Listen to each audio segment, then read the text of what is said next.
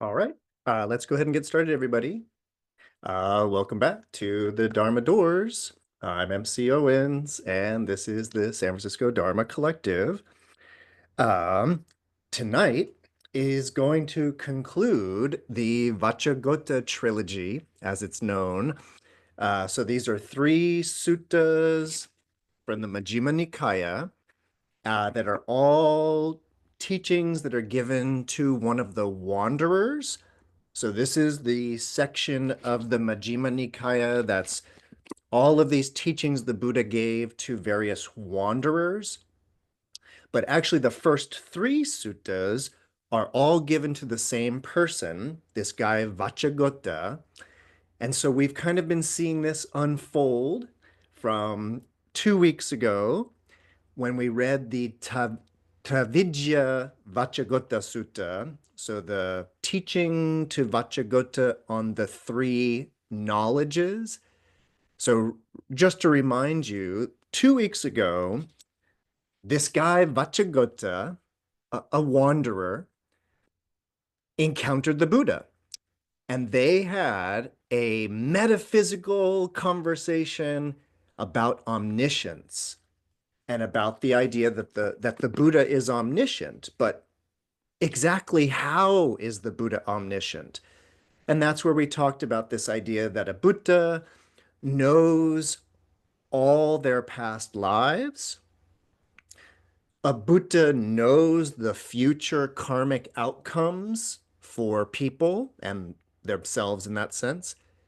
And then a Buddha presently knows the destruction of the taints. And so that kind of covered the past, the future, and the present, but in a very particular kind of Buddhist way, a kind of very specific Buddhist understanding of all knowledge. Then last week, we read Sutta number 72, which was the teaching to Vacchagotta using the simile of fire. And that was, of course, a really important teaching last week. Vacchagotta had questions about the nature of the Tathagata, the nature of the Buddha. And in particular, Vacchagotta wanted to know about these interesting questions, like, does a Tathagata exist after death? Do they not exist after death? Do they both exist and not exist? Do they neither exist nor not exist? So last week, we got into these kind of really interesting metaphysical questions about the nature of a Buddha or a Tathagata. And really quickly, the teaching was about the analogy or the simile of a fire. The Buddha says to Vacchagotta, it's like a fire. When the fire has burned out and all the fuel is gone, where does the fire go? Does it go to the east? Does it go to the north? Does it go up? Does it go down? And of course, that's not the right question to be asking. In fact, if you're asking, where did the fire go? You don't understand the nature of fire. Well, to ask the Buddha, where does the Tathagata go after the Buddha dies? That's asking the wrong question. It's already wrong. It does not apply. I'm not going to rehash that entire teaching, but the significance of last week is that hearing this teaching, the analogy of the fire, Vacchagotta became a lay follower of the Buddha. So this was kind of a significant moment in the kind of overarching narrative of these suttas that first he was just a wanderer and they just had a conversation. But in the second sutta, he actually became a lay follower. And now tonight, we're at Sutta number 73, the Mahāvacchagotta Sutta, the big Vacchagotta Sutta. So this is going to conclude this kind of three-part series. To get the most out of this, of course, you kind of would want to be familiar with the other two suttas, but It's not necessary. Um, because it's a Maha Sutta, it's a big sutta, we've got a lot of ground to cover. So let's go ahead and dive in. Let's kind of get the basics. Um, I kind of divide this sutta into maybe like, I don't know, my notes at least, I have it divided into like three sections. So let's start with this first kind of section. So again, this is going to be Sutta 73 in the Majjhima Nikāya. And here it goes. Thus have I heard. On one occasion, the Blessed One, the Buddha, was living at the capital Rajgriha in the bamboo grove, the squirrel's sanctuary. Then the wanderer Vacchagotta went to the Blessed One and exchanged greetings with him. When this courteous and amiable talk was finished, Vacchagotta sat down at one side and said to the Blessed One, I've had conversations with Master Gotama for a long time. It would be good if Master Gotama would teach me in brief about the wholesome and the unwholesome. So about kushala and akushala. And the Buddha replies, I can teach you about the wholesome and the unwholesome in brief, Vacchaha, and I can teach you the wholesome and the unwholesome at length. Still, I will teach you the wholesome and unwholesome in brief. Listen and attend closely to what I shall say. Yes, sir, replied Vacchagotta, and the Blessed One, the Buddha, said this. Vacchaha, greed is unwholesome. Not greed, non-greed, is wholesome. Hate is unwholesome. Non-hate is wholesome. Delusion is unwholesome.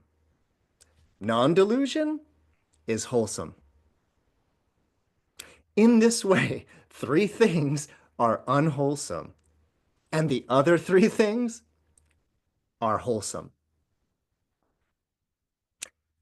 Really quickly, let's just do a quick little language review on this, and then we'll do the next little bit. So the Buddha is describing kushala dharma and akushala dharma, so the good and the evil, or the good and the bad, or the wholesome and unwholesome.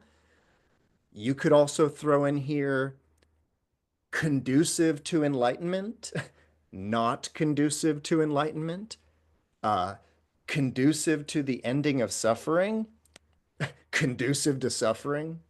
A lot of different ways you could put these divided, but the Buddha specifically using the language of kushala and akushala. And what the Buddha is talking about in this is about lobha, dosa, and moha. So those are the three unwholesome things. Lobha, it's very much like raga. It's very related to tanha. So this is the craving, desiring, attraction, a kind of needy wantiness, right? It's translated often, and it's translated in the text as greed. But my thing about greed, like that as a translation, is, at least for me, I don't know what elementary school you went to, but I know that for me, greed is like, I have five and I want six. So just for me personally, greed is like a very particular thing about like wanting more than, and that's part of it, of course. But what we're really interested in, of course, with the first of these, the idea of raga or lobha or tanha, it's not exactly the greediness as it is this sort of wanting, needing in that way. And what I'm getting at is that you might not have any, and then you want in that way. So that's what the Buddha is calling akushala, not wholesome. What's wholesome? Not doing that. Very interesting to notice that the Buddha doesn't speak in terms of like, well, what is wholesome? And it's not a like another word or another verb. It's the same verb, but just saying don't do that. Interesting to note. The second of these is dosa, kind of related to the Sanskrit word dosha, if you've heard of that, but if you haven't, don't worry. But dosa is basically related to devesha. It's related to vyapada.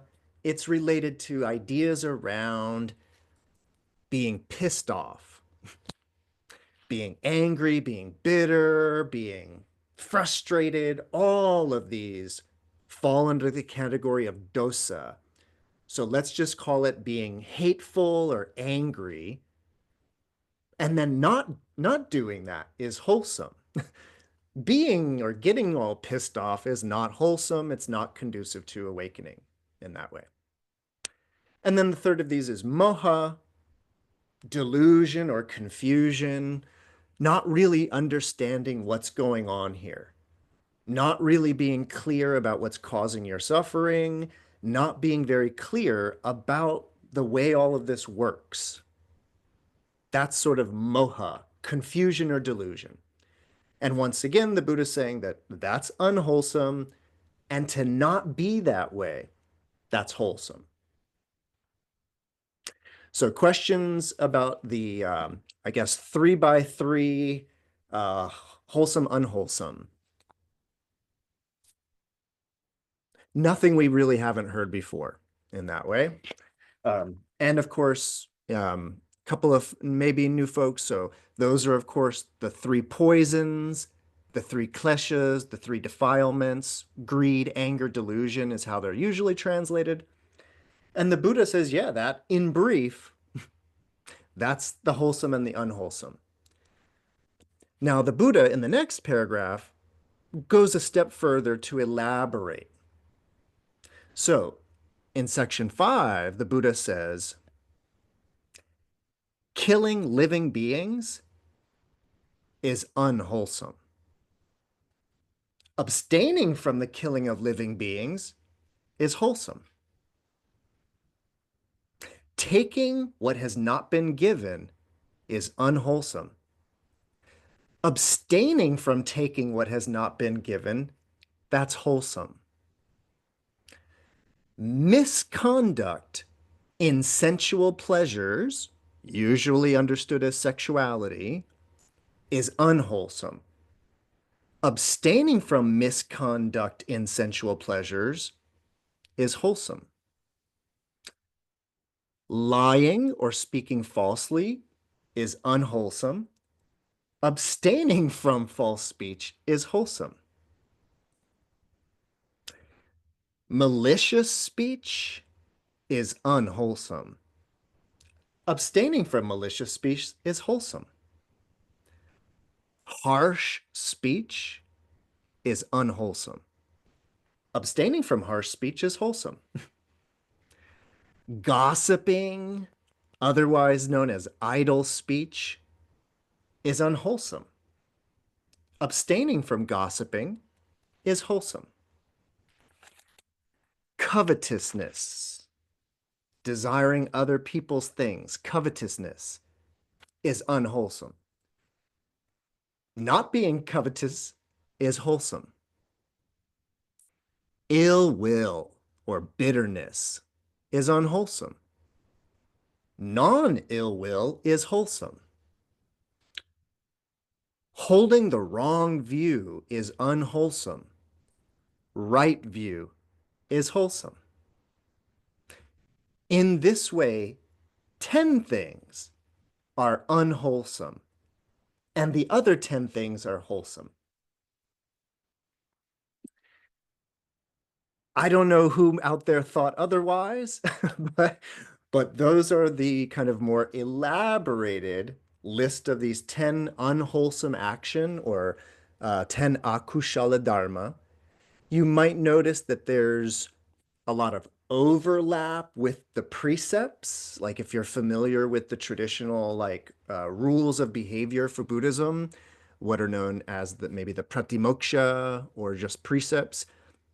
There's a lot of overlap, of course, here. And in many ways, these are the precepts, but I just want you to notice that this particular list of 10, which includes various forms of speech, right?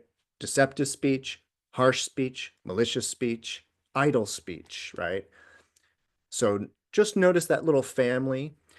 Now, if you wanted a little homework, a little bonus dharma, it's kind of interesting to then take these 10 and map them onto the three poisons, as it were. And what I mean is that some of those things, like, say, for example, taking what has not been given, very much an expression of that lobha or that raga, that needy wanting. So I want it so bad, I'll just take it in that way. Whereas the killing of living beings is an expression of that ill will or bitterness or hatred. And so again, you can kind of go through all 10 of those and start, oh, that's an aspect of delusion. Holding the wrong view, that's an aspect of delusion. Covetousness, aspect of desire, and so on and so forth. So just a suggestion again, that's for homework. Otherwise, I have one thing that I wanted to point out. This is sort of a very, it's what a lot of people note or point out about this sutta. I noted when we first started this section, I mentioned that Vacchagotta appears in a bunch of other suttas in the Samyutta Nikāya. And in all of those other suttas, Vacchagotta is always asking the Buddha these really heady, philosophical, metaphysical questions. And that's what he started with when we read the first sutta, where it was about omniscience and all of that. It's a lot of people make a big deal about in this sutta, Vacchagotta asks about kind of morality or behavior. He's not asking about the nature of the universe and all of that. And a lot of people kind of point to, or a lot of commentary, I should say, point to him becoming a lay follower at the end of the last sutta. And at that point, in a way, giving up on all of the speculation and all of that. And so it was at that point that he supposedly wanted to know more about practice. And that's what the Buddha just told him. None of this is metaphysical speculation in that way. So, any questions about the kushala, akushala before we kind of get to the next part? Awesome. So, now we have in paragraph, or I guess section 6, the Buddha says, when a bhikkhu, or when a practitioner, has abandoned tanha, when a practitioner has abandoned craving, cut it off at the root, made it like a palm stump, done away with it so that it is no longer subject to future arising, then that bhikkhu is an arhat with the taints destroyed, one who has lived the holy life, done what had to be done, one who has laid down the burden, reached the true goal, destroyed the fetters of being, and is completely liberated through final knowledge. All right, so that's our working definition of an arhat. And I want to remind everybody really quickly, when we're reading from the Pali Canon, we are in a way, we're studying kind of early Dharma, early Buddhism. And so we want to kind of understand that this is the goal of early Buddhism, fully kind of articulated in that way. The goal of early Buddhism was to become an arhat. One of the reasons why I wanted to do this sutta, we're going to see it in a moment. We're going to see it in like, well, one or two paragraphs, but men, women, everyone has equal access to being an arhat. So I want to make that clear that, and again, they're going to say that in a moment. But whether we're talking about a female practitioner or a male practitioner, in the early Buddhist tradition, what we were going for, what we were practicing to do, was to abandon tanha. Tanha is the root cause of all of this, all the suffering, everything. Let me remind you this word tanha. It's so important to know that this word that is trans or interpreted as kind of craving, it's always really helpful to know that that word tanha, it means thirst, to be thirsty. And of course, they don't mean exactly being thirsty. But the reason why I always want to emphasize that tanha is the problem, thirstiness or craving is the problem. The reason why I always emphasize that is because within the world of Buddhism, there's this whole big like metaphor about Dharma clouds and Dharma rain. And all of the talk about the rain is a reference to everybody being thirsty. Everybody in the world is really thirsty, really wanty, and we're looking around for something to satisfy the craving. And it seems like everything we shove in our face or everything we put in our face makes us more craving. It doesn't satisfy the actual craving. But we all want the tanha, the craving to be satisfied. Well, the idea is that the Dharma rain is the only thing that really truly slakes everyone's thirst. So I just want to emphasize that. It's like a big kind of overarching metaphor of Buddhism. And if you don't know that tanha means thirsty, you kind of miss those. So, by the way, this little paragraph, when a practitioner or a bhikkhu has abandoned tanha, so no more tanha, no more craving. When they've cut it off at the root, made it like a palm stump, meaning you're not going to get a new palm tree. It's done like the fire from last week's sutta, right? I just want to quickly talk about this idea that the arhat is one whose the taints have been destroyed. So ashrava, these outflows, as they're called as well. And it's actually, this is another language thing. The taints, the ashrava, these are the deepest, the deepest levels of the thirsty craving are the taints. So this is about kama, bhava, and avidya. So kama is that desire for sensual pleasures of the eyes, ears, nose, tongue, body, and brain. So kama is that desire for the sensual. Bhava, depending upon how you understand that particular taint, bhava could be the very like underlying desperation to live, like the actual holding on so tightly to life that we fear dying to that point. And then the third of the taints is avidya, total ignorance, not understanding what's causing suffering, what's going on here. So an arhat has has put an end to the ashrava. Now, I always also like to point this out that even though ashrava, it means or it's interpreted as a mental defilement or a mental taint, the word ashrava or ashrava, it means like a kind of outflow.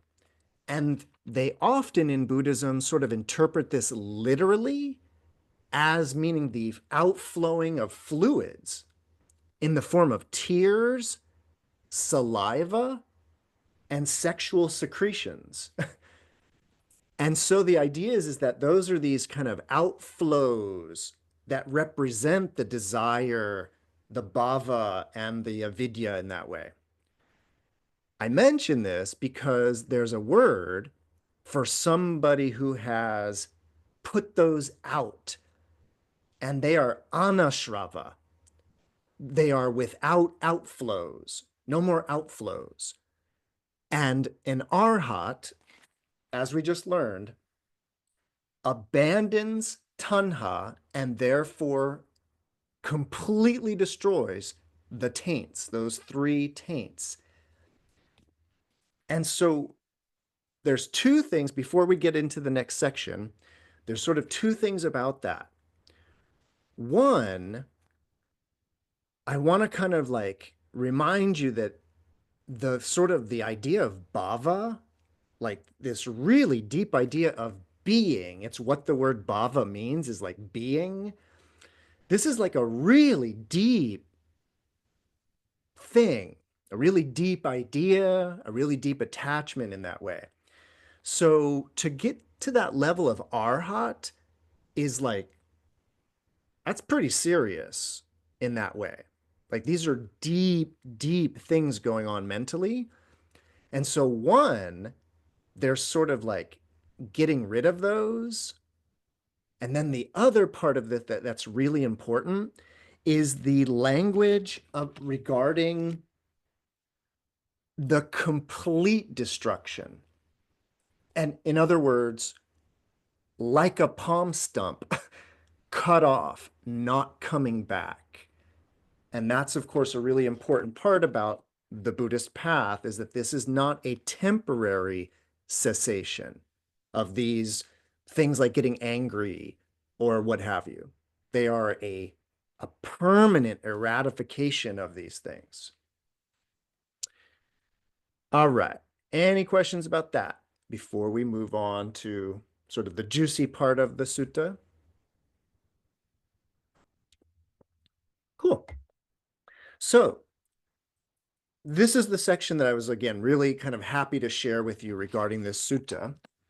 Many of the ideas that I just discussed, we've already discussed before, but we haven't actually heard this before, or at least maybe not for years. So Vacchagotta has a question regarding being an arhat and this exalted state of having eradicated the taints. Vacchagotta asks, apart from you, Master Gotama, is there any one bhikkhu, Master Gotama's disciple, who by realizing for himself with direct knowledge here and now enters upon and abides in the deliverance of mind and deliverance by wisdom that are taintless with the destruction of the taints? And the Buddha replies, there are not only 100 Vacchaha, or 2, or 3, or 4, or 500, but there are far more bhikkhus, my disciples, who by realizing for themselves with direct knowledge here and now, they enter upon and abide in the deliverance of mind and deliverance by wisdom that are taintless with the destruction of the taints. And then Vacchagotta asks,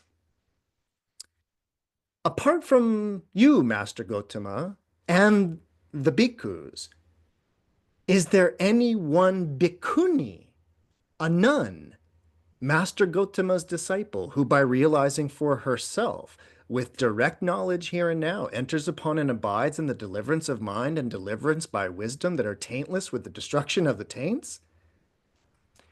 And the Buddha replies, there are not only 100, 2, 3, 4, or 500, but far more nuns, far more bhikkhunis, my disciples, who by realizing for themselves with direct knowledge here and now enter upon and abide in the deliverance of mind and deliverance by wisdom that are taintless with the destruction of the taints.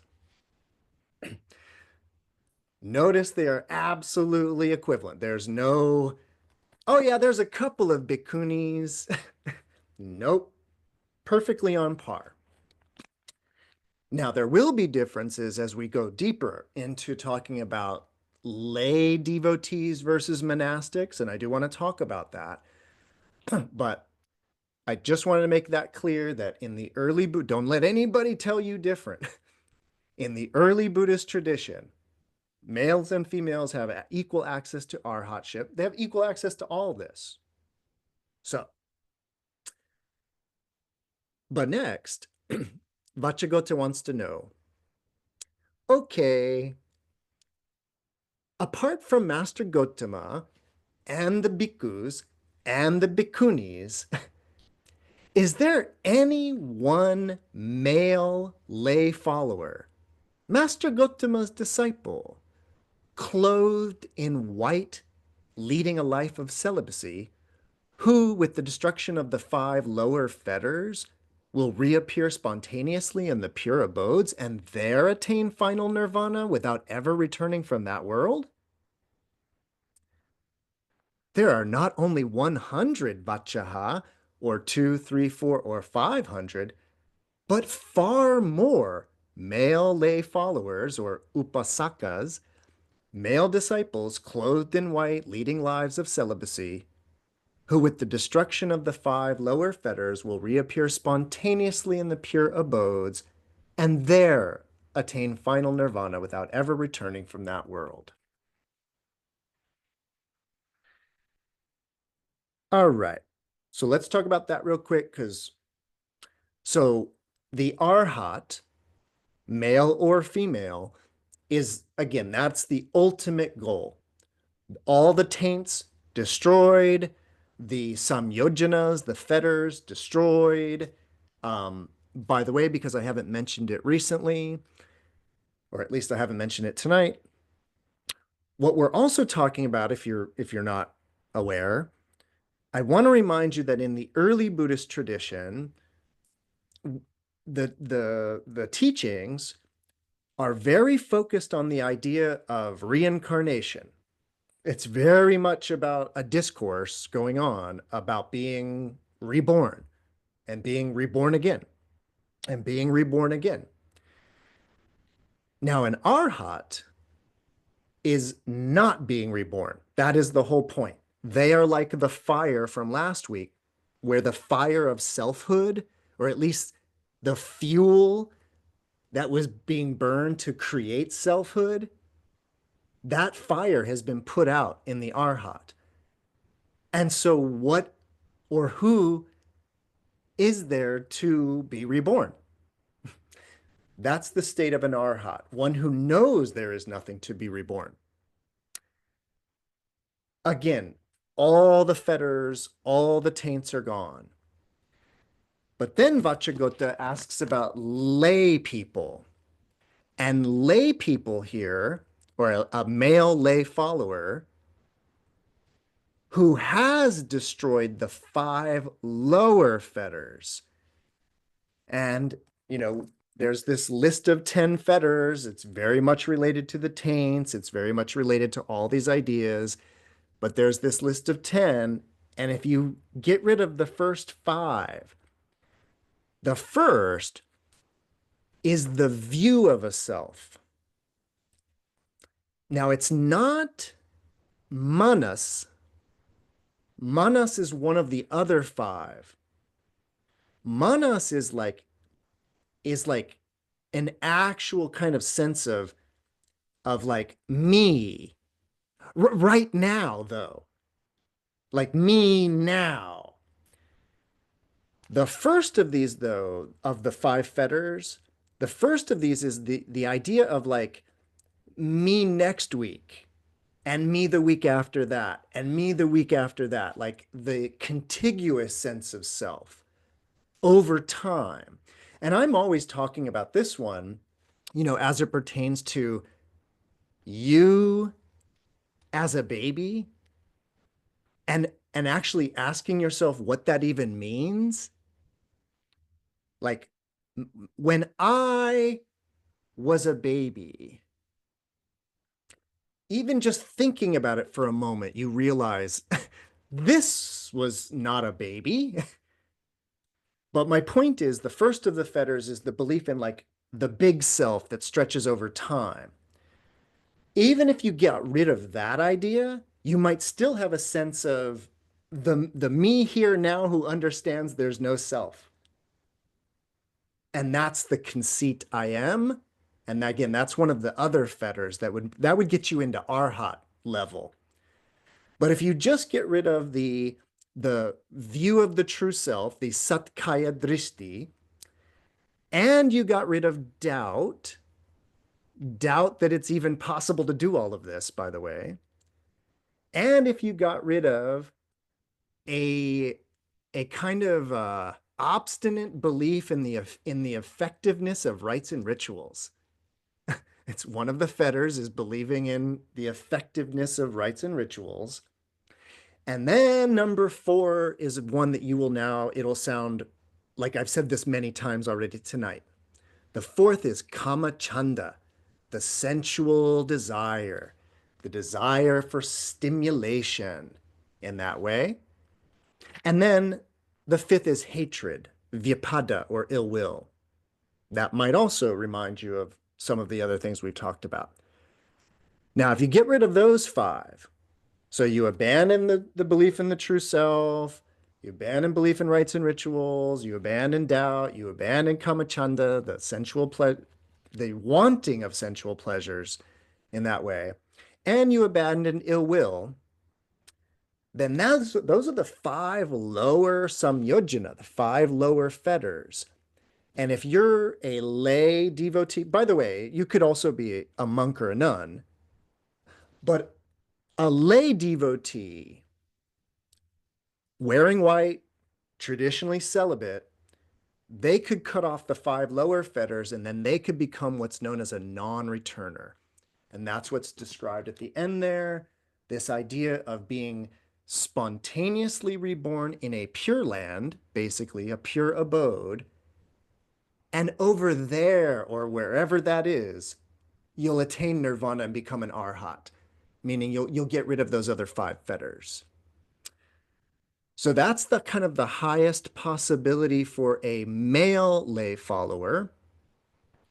Now, don't worry, we're getting to the female lay followers, but we're going to do one more thing, which is Vacchagotta wants to know, apart from Master Gotama and the bhikkhus and the bhikkhunis and the male lay followers clothed in white leading lives of celibacy, is there a single man or a single male lay follower, Master Gotama's disciple, clothed in white, enjoying sensual pleasures, who carries out the Buddha's instruction, responds to his advice, has gone beyond doubt, become free of perplexity, gained intrepidity, and become independent of others in the teacher's dispensation? Meaning a stream enterer or a once returner, which is what all that language means, by the way.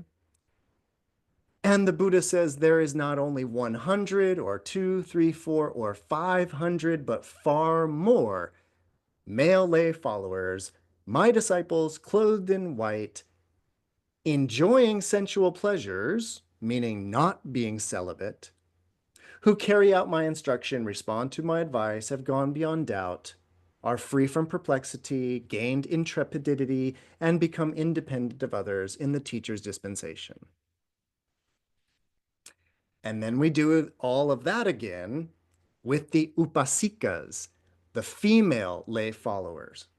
So in section 11, apart from Master Gotama and the bhikkhus and the bhikkhunis and the male followers in white, is there a single female lay follower, Master Gotama's disciple, clothed in white, leading a life of celibacy, who has become a non-returner? And the Buddha says not only is there 100, 2, 3, 4, or 500, but many more female lay followers who have become non-returners. And then section 12 is the same for the female lay followers who enjoy sensual pleasures and therefore become stream enterers or once returners. And the Buddha says, yeah, not only is there 100 of such female lay followers, or 500, but far more. All right. Everybody okay up to section, I guess, 13 here? Everybody got the message on all of that? We've covered some of that before, but we hadn't heard it all quite so laid out like that. Cool. So now this is kind of a follow-up to that section, but I really like this section. So this is where Vacchagotta says, he's moved by the Buddha's answer. And he says, Master Gotama, if only Master Gotama were accomplished in this Dharma, in these teachings, but there were no bhikkhus who were accomplished, well, then this holy life thing you've got going on here would be deficient in that respect. But because Master Gotama and the bhikkhus are accomplished in this Dharma, this holy life is thus complete in this respect. Now, if only Master Gotama and all the boys and all the bhikkhus were accomplished in this Dharma, but there was no female bhikkhunis who were accomplished, then this holy life would be deficient in that respect. But because Master Gotama, bhikkhus, and bhikkhunis are accomplished in this Dharma, this holy life is thus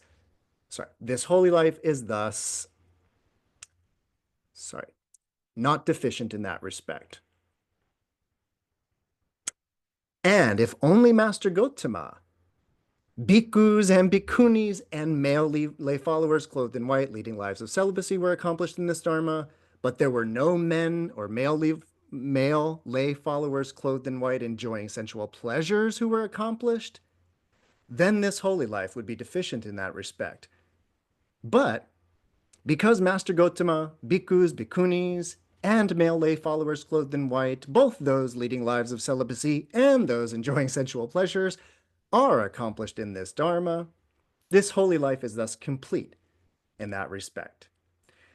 And of course, the same goes for if only Master Gotama, the bhikkhus, bhikkhunis, and all the male lay followers clothed in white were accomplished in this Dharma, but no woman or no female lay follower clothed in white, leading lives of celibacy were accomplished, then this holy life would be deficient in that respect.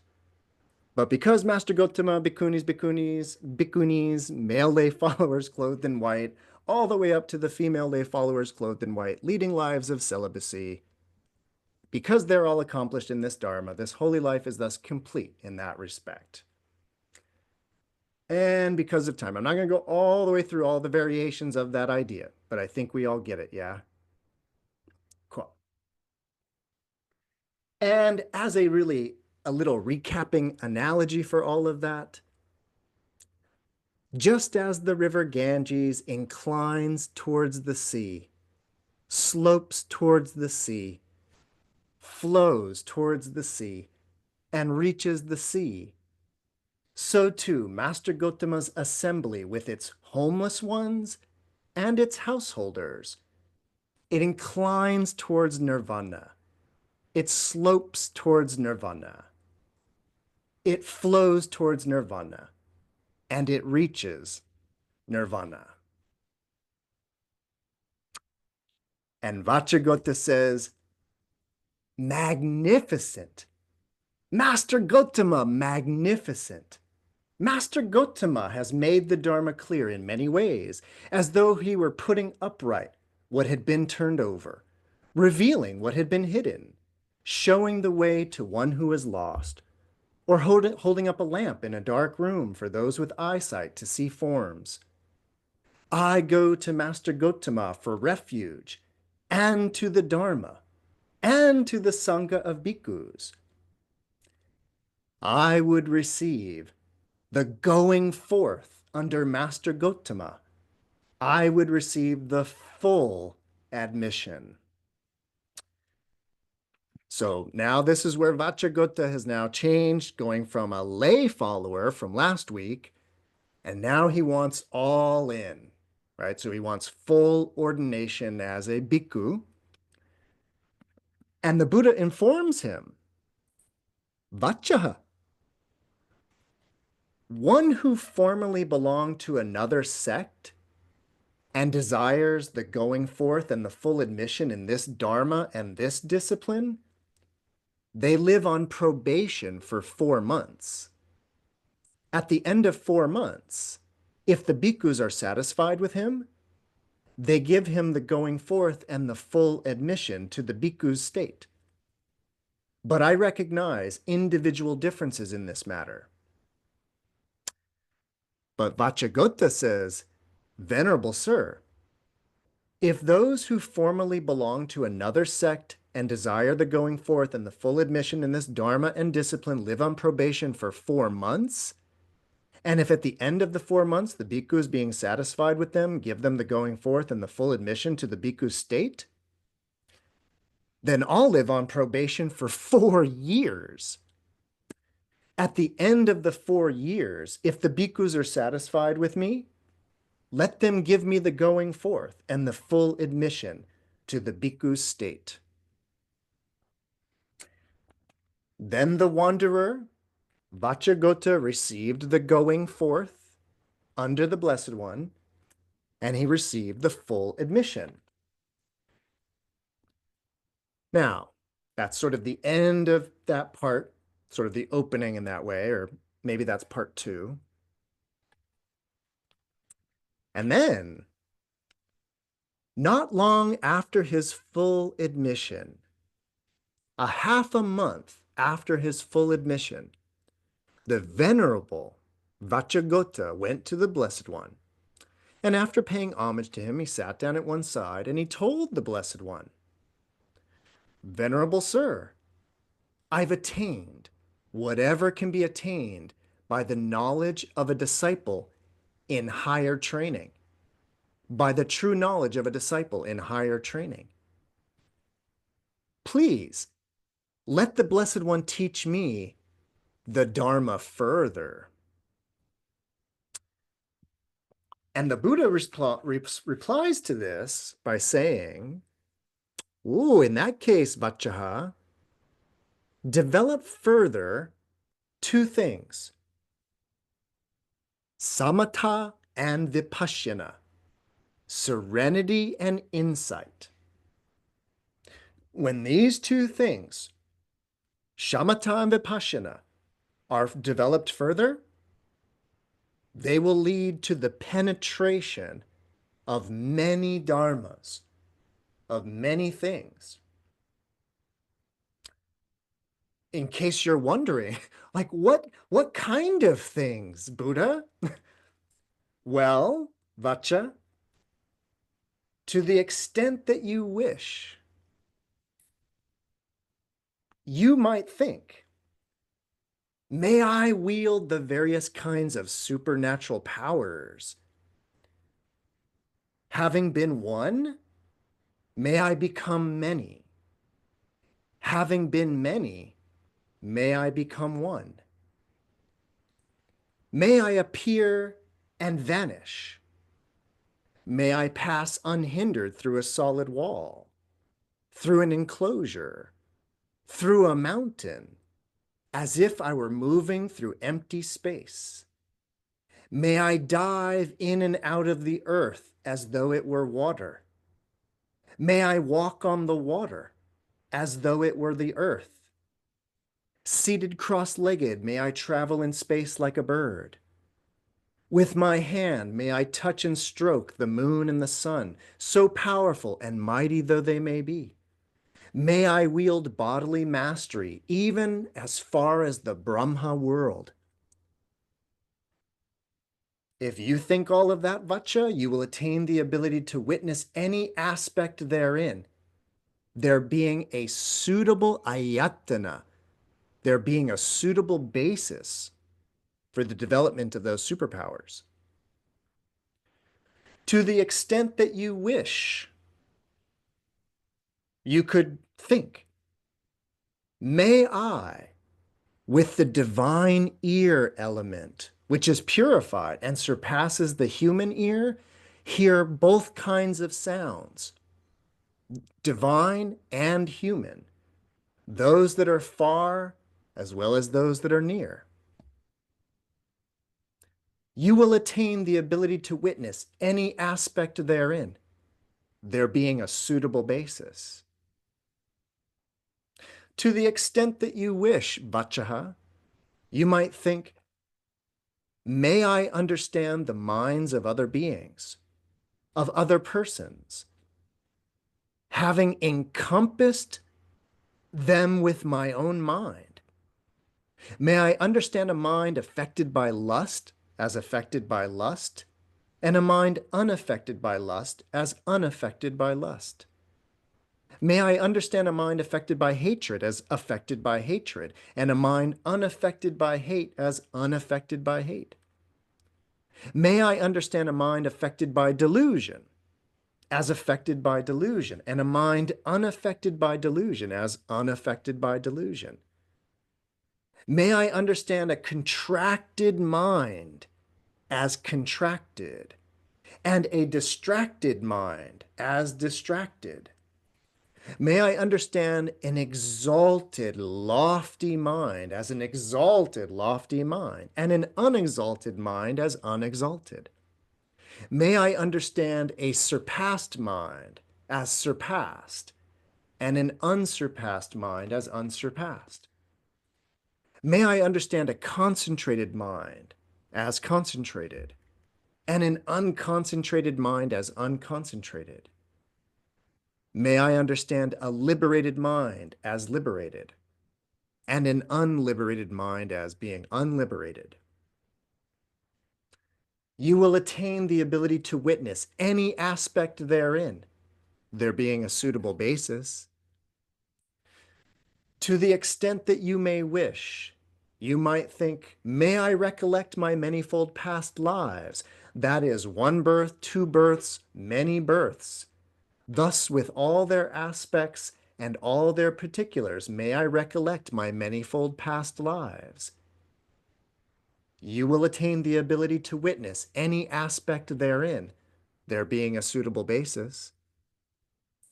To the extent that you wish, you might think, may I, with the divine eye, which is purified and surpasses the human eye, see beings passing away here and reappearing there, inferior and superior, fair and ugly, fortunate and unfortunate, and may I understand how beings pass on according to their karmic actions. You will attain the ability to witness any aspect therein, there being a suitable basis. And to the extent that you may wish, thinking, may I, by realizing for myself with direct knowledge here and now, enter upon and abide in that deliverance of mind and deliverance by wisdom that are taintless with the destruction of the taints. You will attain the ability to witness any aspect therein, there being a suitable basis.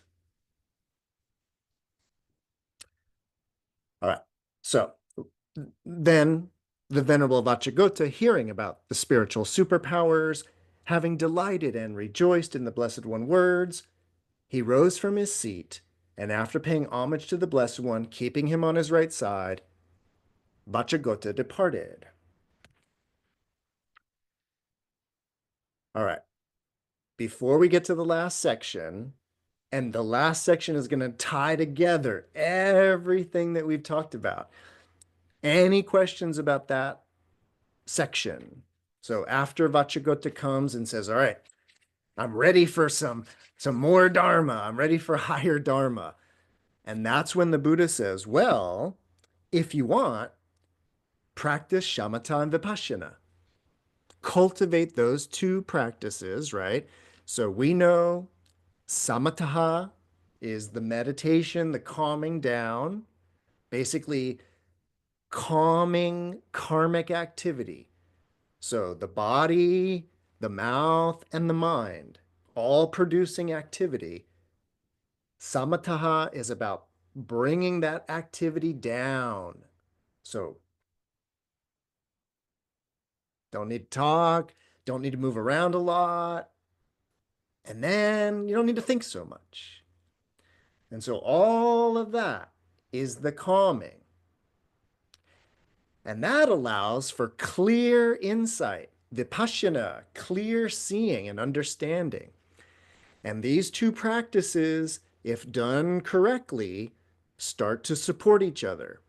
Meaning, the more you calm down, the more insightful you are, and the more insightful you are, the calmer you get, which makes you more insightful, which makes you calmer, and it's a back and forth all the way to enlightenment. So that's what the Buddha teaches to Vacchagotta, but and in particular, what he says is, and if you do this, then you will, or you can, if you would like in that way, you will develop these siddhis, as they're called, or riddhis, iddhis in Pali, these ideas of these spiritual accomplishments. Um, I'm gonna try to remember this sutta because this is a really complete list of all of the superpowers. Often we kind of just get a little reference to them, but this is a full description of the what are called the iddhis or the siddhis, like being able to walk on water, pass through solid objects. There's one in there in particular, though. It has to do with like, I have this idea about this teaching, and it has to do with this sutra ends in a really weird way. And in order to explain what I think's going on with that, I want to kind of spend just a quick moment on that. I guess it's section 19. Mary, you have a question? Hi, Hi, what you got? how are you? I'm very It's good, just thanks. I just have a question. The calming of the mind. My question is if that's different than all these other questions that he wants, like the other Dharma that he wants to know. I just wanted Mm, that's if there's a difference. yeah, and for that question, Mary, I think it's more that he wants, when he says teach me the Dharma further, it's not so much I think that he wants more to think about in that way, or like more info. He's sort of seemingly, and I'm interpreting, but he seems to have kind of reached the end of the basic stuff. And the basic stuff would have been actually, you kind of have to read between the lines in that way. But the basic stuff actually would have been the morality stuff that the that the sutra opens with. So the idea is that we're to understand he's become a fully ordained monk. He's now living by all of the rules. And so he's gone through all of the quote higher training in that way. And now that he's kind of, by the way, Mary, a lot of that, those ideas like, not stealing, not lying, in Buddhism, the idea is that doing all of that, especially take, for example, something like lying, the idea is that it totally creates like mental problems. You're juggling realities in that way, right? You have like the real reality, but the fake reality. I told this person, but I told somebody else something else. So it all is too much. So you practice not lying in that way, but it's actually to give your mind a break. And so a lot of the morality stuff in Buddhism is actually in order to be prepared to like clean up the situation. Mhm. And that's where Vacchagotta seemingly, or this is my interpretation, that he's done that part. And now he can do this deeper mind calming, which Mhm. brings about these spiritual superpowers. Okay. Yeah. Yeah, so the Dharma is not more like knowledge rooted like here on the earth, but it's more like spiritual truths or I would even put it as like practices okay, so that it's not like stuffing the mind with more ideas so okay, much as more to do to lead to enlightenment. okay, got it. Thank you. Yeah, thanks for asking. Great Yeah. question. Yeah, Maria.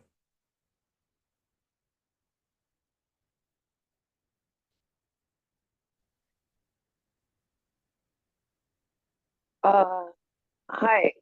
So just quick question. Exactly which part um, is the Buddha referring to when he says the suitable, all the stuff about suitable basis? Ah, great question. I'm glad you asked. If nobody asked, I was going to let that one slide. But if somebody asked, so a suitable basis, we need to know that the word is ayatana. And an ayatana is well, it's so subtle. It's really a tricky idea. So let me give you quickly, Maria, like the most simple way to explain an ayatana, a base. A really good example of an ayatana is if you have a digital camera, the sensor is the base. The light set, or the camera, the sensor. I'm talking about a modern digital camera, but the sensor is the ayatana, the base. Now, what we want to be thinking about is if I don't have, if I just have a tube, meaning I don't have a sensor, the light doesn't land on anything, right? Okay, so that's a an ayatana is a sensory base, and your eyes are a sensory base. Your ears are a sensory base because the sounds kind of come and land on them. Your nose is a sensory base, your tongue is a sensory base, your body is a sensory base, and your brain is a sensory base. Now, most of the time, if you're thinking about something, it's you are thinking about something that is touching one of your bases, or maybe all six of them. You follow me so far, Maria? But what we need to understand is that in the world of Buddhism, when they start talking about these four formless jhanas, also sometimes called samadhis, the base of infinite space, the base of infinite consciousness, the base of infinite nothingness, and the base of neither perception or non-perception, they're calling those ayatanas. So, but what I want you to be thinking about is like, I might be thinking about something that you just said. And so now that conscious experience is based upon the visual and auditory sensory bases.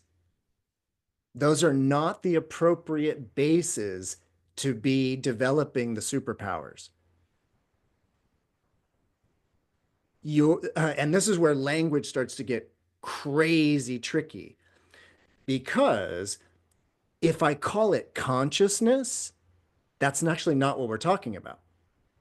Or what I should say is that if it's an eyeball and an ear and a nose and a tongue and a body and a brain, that are then thinking about what was seen, heard, smelled, tasted. So a dualistic idea of the me and the it, that's consciousness because there's some, uh, you know, a consciousness being conscious of.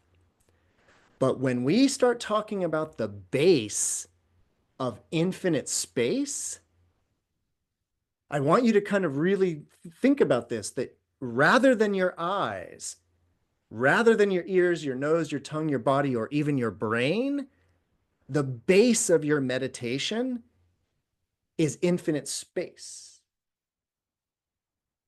That's an appropriate base to develop the spiritual superpowers. Yeah. That's the quick answer, but it'll get us there. Cool. All right. So again, this is a wild sutta. All right, we're almost there. Sweet. Any other questions, comments, answers, or ideas? Okay. So the one, really quickly, the one part of the spiritual superpowers, again, we've talked about those before. You can interpret those however you will, but I am tonight going to interpret one of them for you, or I'm going to speculate. So be warned. But I just want to talk about I think it's actually the very first of these. Yeah, the very, very first of the spiritual superpowers or supernormal powers is having been one, becoming many, or being many, becoming one. Now, in Chinese, the Chinese Taoist tradition, if you're into it, the Chinese have actually been talking about this for a very long time. They call it shun fun or fun shun, a split body. And it's one of those things that I like to point out that it's like many yoga meditation traditions from all over the world talk about superpowers that people start to develop or exhibit and traditions that are totally unconnected, like ancient Chinese meditation traditions with ancient Indian ones. There's a lot of overlap. And the idea of becoming multiple or multiple becoming one is, of course, a common one that we see a lot. You might have also heard about walking on water somewhere else before too, right? But I want to focus on that one about being many or being one splitting into many. That's one of the superpowers that the Buddha's teaching, or kind of in a way teaching Vacchagotta, right? So then, after the Buddha explains all of those, I'm jumping over to section number 25. Or I read 25. That's when Vacchagotta says, "Excellent. I'll see you later." And now, paragraph or section 26. Before long, dwelling alone, withdrawn, diligent, ardent, and resolute, the Venerable Vacchagotta, by realizing for himself with direct knowledge here and now, he entered upon and abide in that supreme goal of the holy life for the sake of which clansmen rightly go forth from the home life into homelessness. He directly knew birth is destroyed. The holy life has been lived. What had to be done has been done. There's no more coming into any state of being. And the Venerable Vacchagotta became one of the arhats. Now, on that occasion, a number of bhikkhus were going to see the Buddha, going to see the Blessed One. The Venerable Vacchagotta saw them coming in the distance. Seeing them, he went to them and he asked them, "Where are you guys going? Where are the Venerable Ones going?" We're going to see the Blessed One, friend. And Vacchagotta says this: in that case, may the Venerable Ones pay homage in my name with their heads at the Blessed One's feet, saying, Venerable Sir, the Bhikkhu Vacchagotta pays homage with his head at the Blessed One's feet. Then say, the Blessed One has been worshipped by me. The Sublime One has been worshipped by me. Yes, friend, those bhikkhus replied. Then they went to the Blessed One, and after paying homage to him, they sat down at one side, and they told the Buddha, the Blessed One, Venerable Sir, the Venerable Vacchagotta pays homage with his head at the Blessed One's feet, and he says, the Blessed One has been worshipped by me. The Sublime One has been worshipped by me. Bhikkhus, having encompassed his mind with my own mind, I already knew of the Bhikkhu Vacchagotta. The Bhikkhu Vacchagotta has attained the threefold true knowledge and has great supernormal power and might. And deities also told me this: the Bhikkhu Vacchagotta has attained the threefold true knowledge and has great supernormal power and might. This is what the Blessed One said. Those bhikkhus were delighted and satisfied in the Blessed One's words. All right. That's the Mahāvacchagotta Sutta. So I just have one, again, speculation on what's going on there at the end. I don't know. You probably already know what I'm thinking or what I'm going to say in that regard. My feeling is that I couldn't help but interpret that in a really interesting way regarding the actually splitting of the body, of being one becoming multiple, with this kind of interesting way where Vacchagotta sends these other monks and then tells them, bow at the Buddha's feet and tell them that I pay homage to him, but tell him he's been honored by me.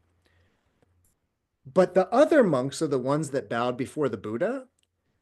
But what we kind of need to think about in a very subtle way, and I'm glad we have just enough time to talk about this superpower of the idea of being one becoming multiple, right? There's a very, very interesting way of thinking about that. Again, in case I wasn't clear, this is just total speculation on my part. This is just years of thinking about this stuff, based on nothing.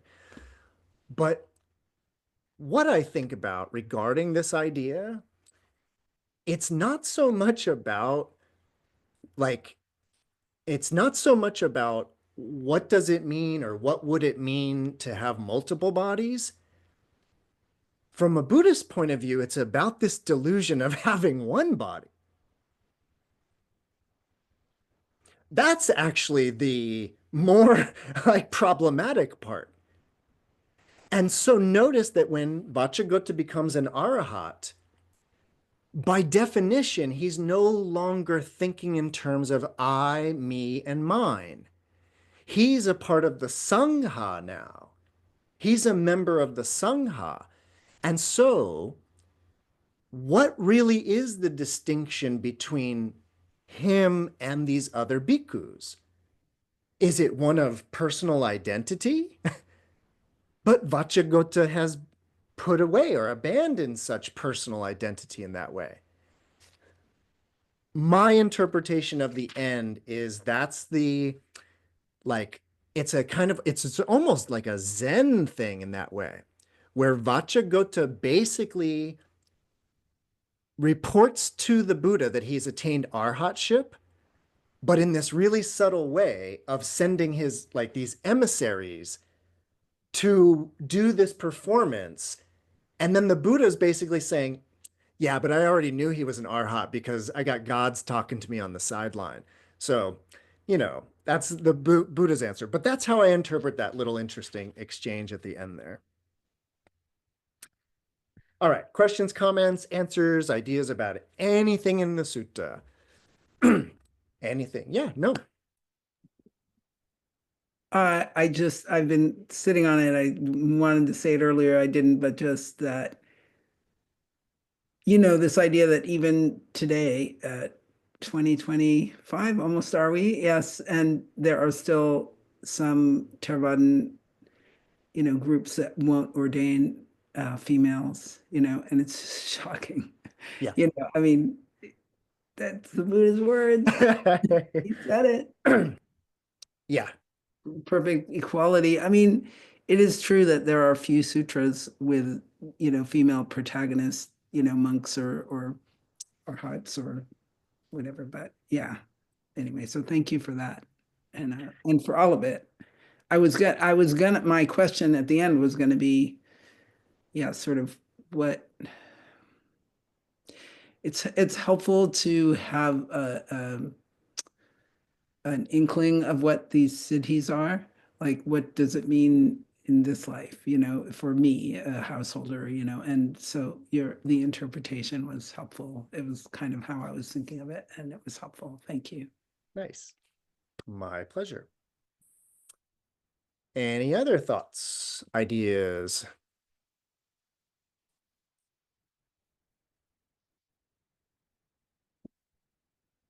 I mean, I'm sure there are many, but I understand. Yeah, Robin, please.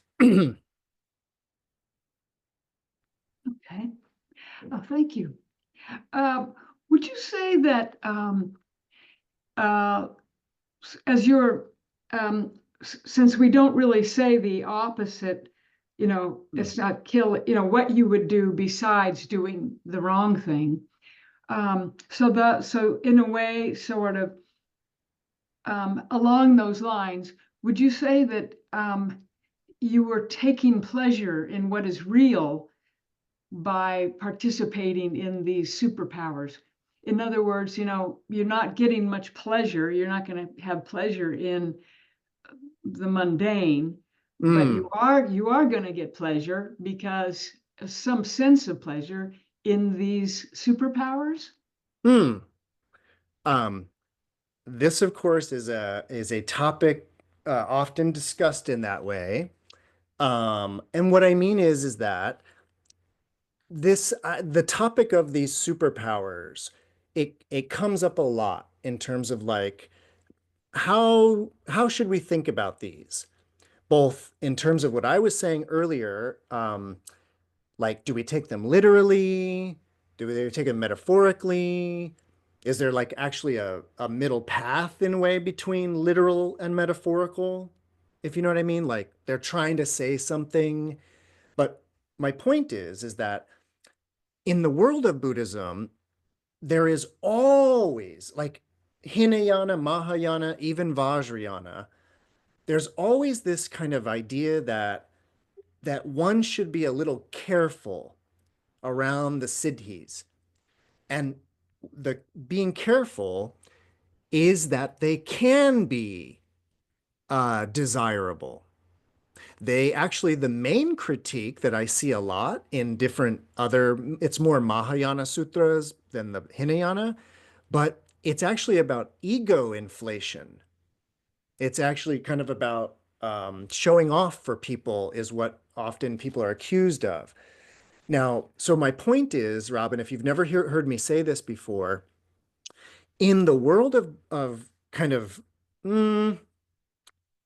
it's kind of all of Buddhism, but definitely sort of this type of Buddhism, the idea is that if, let's take, for example, knowing the minds of others. By the way, there's a very important clue to understanding the minds of others, and it actually has to do with that part about the superpower, about understanding a contracted mind as a contracted mind, a distracted mind as a distracted mind, a mind with hatred as a mind affected by hatred and so on. So there was that section. My point is that reading minds, at least as I understand it in Buddhism, reading minds is actually about understanding that all sentient beings, even every little bug, but all sentient beings are either desirous, angry, or deluded in their own special little way. But my point is, it's the operating program of sentient beings. And if you understand that, the behavior of sentient beings is very obvious. In other words, you really can know people's minds or their intentions at least. My point, though, Robin, is that if you kind of feel like you're starting to read other people's minds, in the world of Buddhism, that is a symptom of spiritual maturation. It's a sign. It's a good sign. It means you're getting somewhere. In fact, what I often mention regarding reading the minds of others, I mentioned this, I think, a couple of weeks ago when we were talking about knowing past lives. That's another aspect of all of this, right? Well, I mentioned that if one is very obsessed with this body as self, and maybe even not even obsessed in that way, but like obsessed with like, I have to have a beard, but it can't be too long, it can't be too short. It has to be just like this. But it's like, if I'm too obsessed with that this is Michael, that obsession is actually what is cutting me off from knowledge of my other lives. Because I think this is it. I think this is me. Similarly, if one is too obsessed with their own mind, the minds of others are an utter mystery.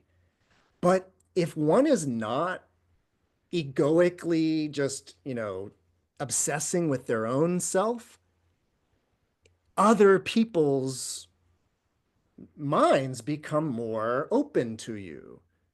But because you have room, if you know what I mean. So that's kind of a way to think about those. But my main point was that they are symptoms. They're good because it shows maturation, but they can also be a hang up because you might get a little too worked up about them. So that's the classic warning against the spiritual superpowers. Nice.